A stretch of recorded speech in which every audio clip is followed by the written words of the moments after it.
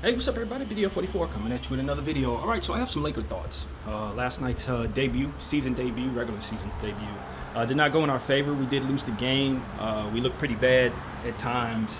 Luka Doncic looked fantastic, but he's by himself as he's the star and he's in his prime, so you expect him to have big nights and massive nights at times. So last night, I think what I'm curious about in regards to Luka is this really the level he's gonna play at every night? Like, is he really good? Is he somebody I can expect to break scoring records and rebounding and assisting and all of that? Like, is he elevated his game this much to where these are the standard numbers? Because it didn't look like he shot that well. I saw how unhappy he was with himself, missing certain chippies early in the game. Especially in that first quarter, he was missing a lot of chippies and stuff like that, and we weren't defending well. So I saw his frustration in himself, not being able to finish free throws and miss 3 of those. And he still walked away with better numbers than probably what is required to win MVP. So I'm just curious to know, like, is the elevator going up on Luka?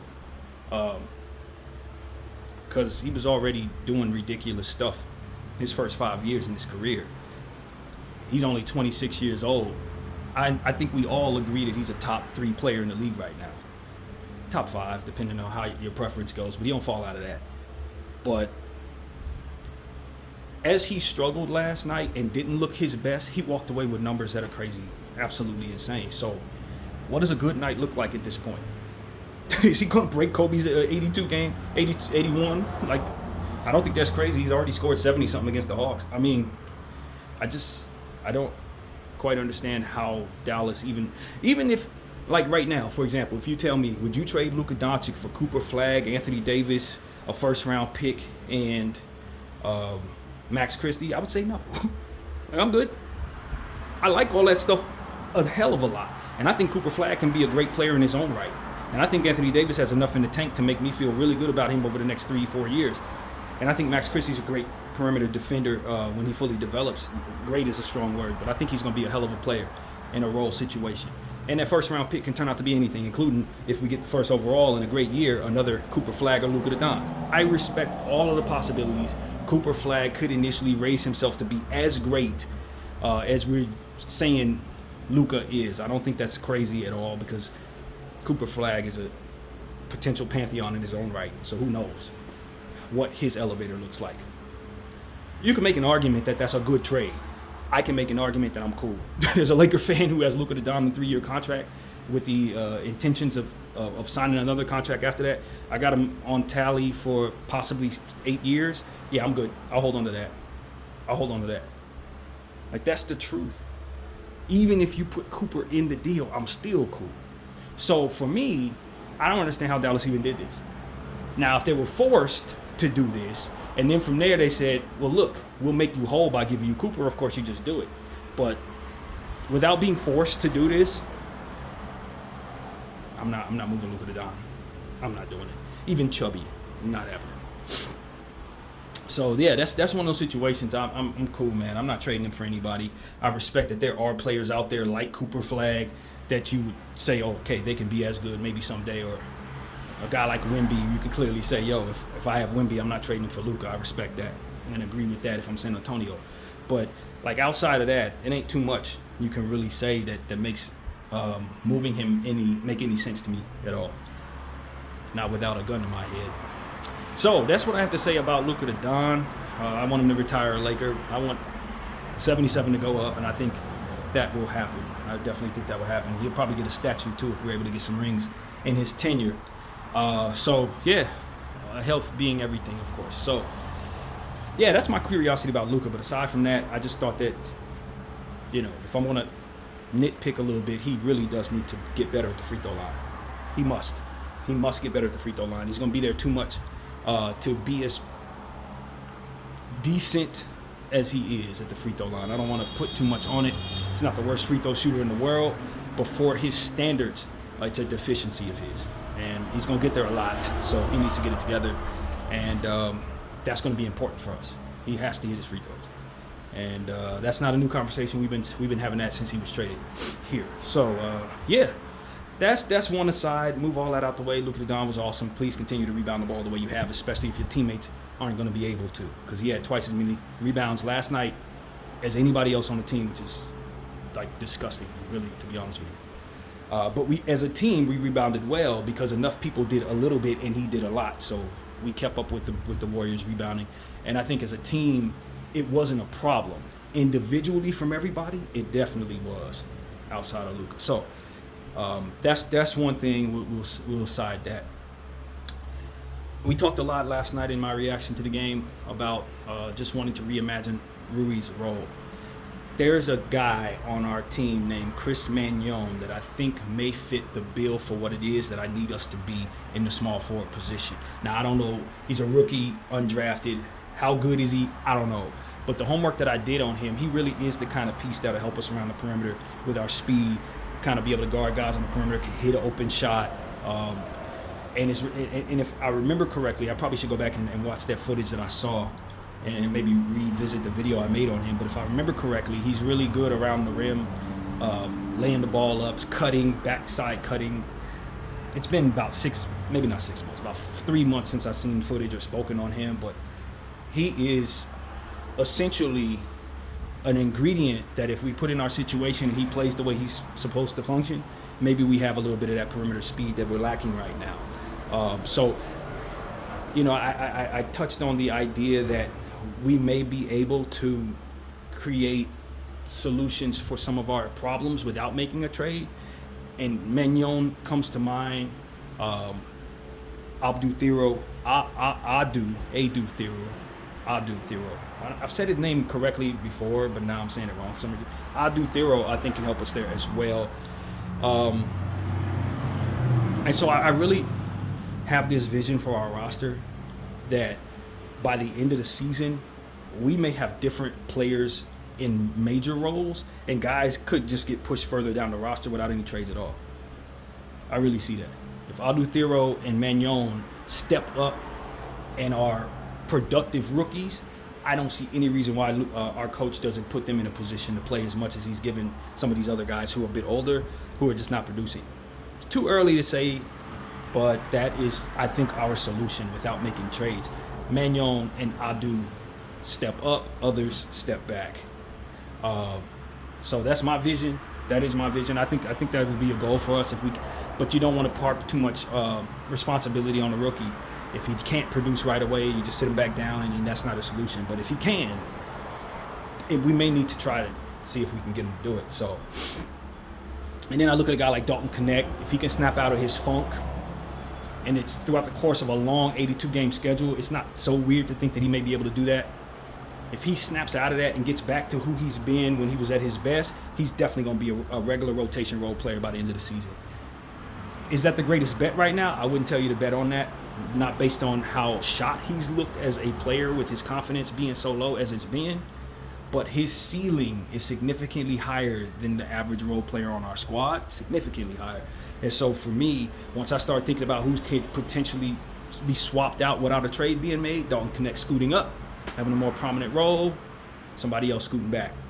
So that may be JJ's solution, scooting people up and scooting people back, leaning on young players more than you want to and just accepting whatever mistakes they make because you need what they do more than you need the stability of lacking mistakes or whatever, however you word that. So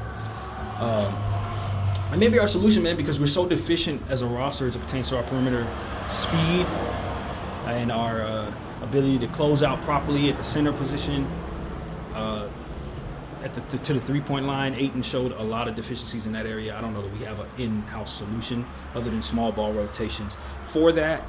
Yeah, that's a real thing. But I think he can do better too. I think he can close out better. And I like the idea that he's not speeding so fast, because what you end up doing is running into the player, landing in their landing spot, stuff like that. So I'd rather a guy be hesitant and slow to get out there than to be giving up 4-point plays left and right with a lot more speed. So we need to have some balances to say he's a big dude. Slowing down is hard. So if he's going to try to guard the perimeter, I would rather him be a step slow than be too fast and then having himself standing in landing spots and knocking people down and running past three-point shooters and stuff like that. I'd rather you be slow personally than just all of that crap. Because at the end of the day, the shot's either going to fall or it's not. If it isn't going to fall, I'd rather him be in defensive positioning just in case an offensive rebound comes. Maybe he can get it himself and give the ball to us. But if he runs past the guy or if he fouls the guy on a quick, speedy closeout like what we would ultimately want, a lot of bad can come from that too. So there's balance, especially with big dudes. You know, slowing down is not easy. So I think Ayton, all in all, I think he probably played his worst game as a Laker yesterday. Same thing with Gabe Vincent. So that kind of skews a little bit of what it is we could potentially see on tomorrow, I guess, for the Minnesota game, if those guys just snap out of that and get right back to the way they were playing in the summer. In the preseason. So I'm not really sure about Gabe Vincent. We've been watching Gabe Vincent for 2 years. 1 year he was hurt. Last year he was trying to get back in shape and he wasn't productive. So when you see him shoot well in the preseason and then he starts the regular season off and has a bad game, you tend to wonder if the bad games is more what you can expect and the good shooting is more or less something that you're only going to see when it does not matter. So that's the thing I have to ask Gabe Vincent. Who's the real Gabe? Is this the real Gabe that we saw yesterday? Because if so, I don't need that guy. The Gabe I saw in the preseason, that's the Gabe I need. That's the Gabe I can use. That's the Gabe I even want to resign at the end of this year. If for some reason that's what we decide to do, I would support it if he looked like he did in the preseason. But the Gabe that we know, without the small sample size of the preseason, the Gabe we know is not somebody I think we can really use. I'm going to be honest with you. That Gabe that we had last year, the Gabe that we had yesterday, I don't really have room for that player. And there was something that I didn't mention last night that was just crazy frustrating, and it just didn't come up in my reaction video. One of the reasons why I'm making this video is to bring this up. We did a very poor job of leaving Gabe on an island with bigger players to score over him. I believe it was Jimmy Butler. I think it was Jimmy that continued to attack Gabe. Pretty sure it was his old teammate in Miami. There were far too many times Gabe was on an island trying to guard Jimmy. Gabe is a nice defender, but he's a short person in comparison to Jimmy Butler. You do not allow that to be exploited the way that JJ did. I'm not mad at Gabe. Gabe can't make himself bigger. Gabe is a very good defender. But to allow for him to be on Jimmy Butler, I think the logic is inverted from this standpoint. You put him on Jimmy because you know he played with Jimmy, he knows Jimmy's game, and he's likely going to have more success against Jimmy because he's one of our better defenders. The reality is Gabe knows him. Jimmy knows him. Jimmy's the better and bigger player. Jimmy's going to cook it. You're not going to have any success because Gabe knows Jimmy. Jimmy's going to have success because Jimmy knows Gabe. And that's what we need to really understand. Don't put Gabe on Jimmy Butler ever again, man.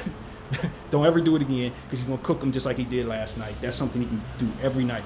If he had to face Gabe Vincent every night, that would be the numbers he'd get every night. And so that's what I want to say. There's no disrespect to Gabe. I actually think Gabe is one of our better defenders. But there's no reason to ever have him sealed out on a bigger player after what we saw yesterday. You have to try to protect against those exploitations if you're JJ Redick. You have to.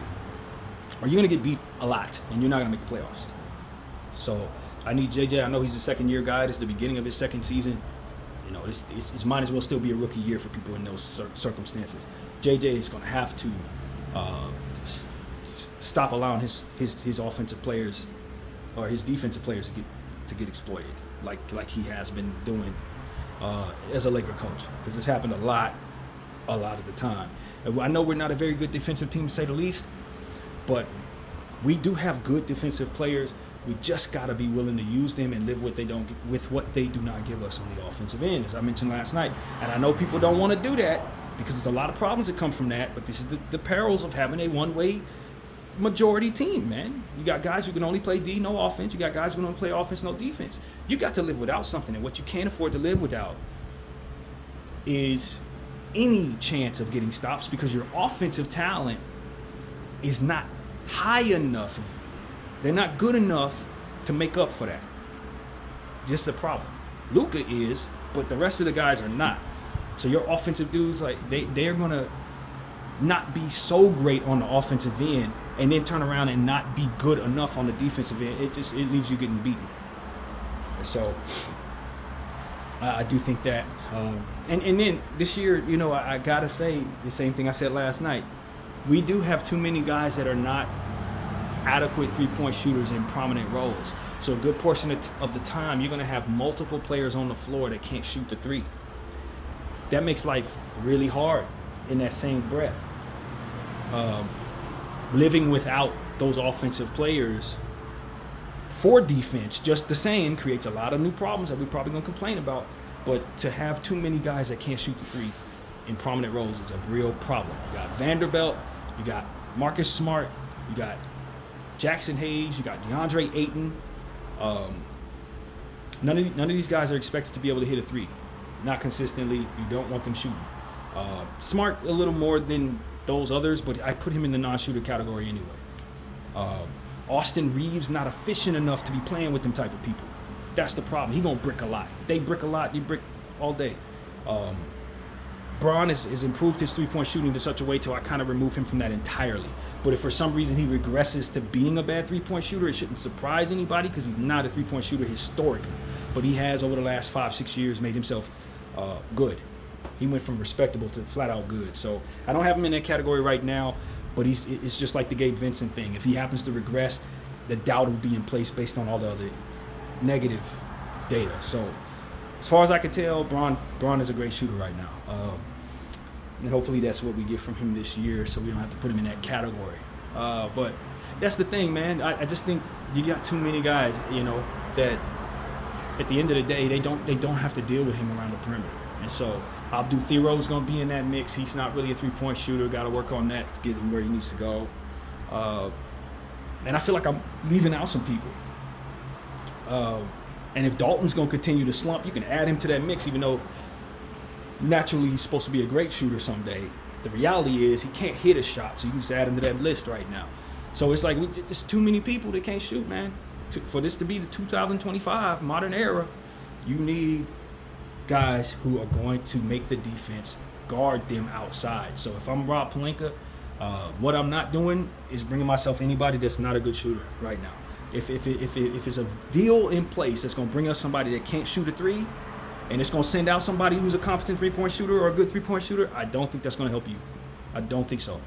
Even if it fills in a role that you really need, it's going to open up a bigger problem in the end. So it's a tricky situation, man, because you want to balance, and the collective bargaining agreement made it this way, our aprons and all this. You want to balance the right way to maneuver your books and ensure that your contracts line up properly and that everybody fits so you're not over the cap, over the luxury tax and all of this different stuff. You don't want to pay extra money as an owner.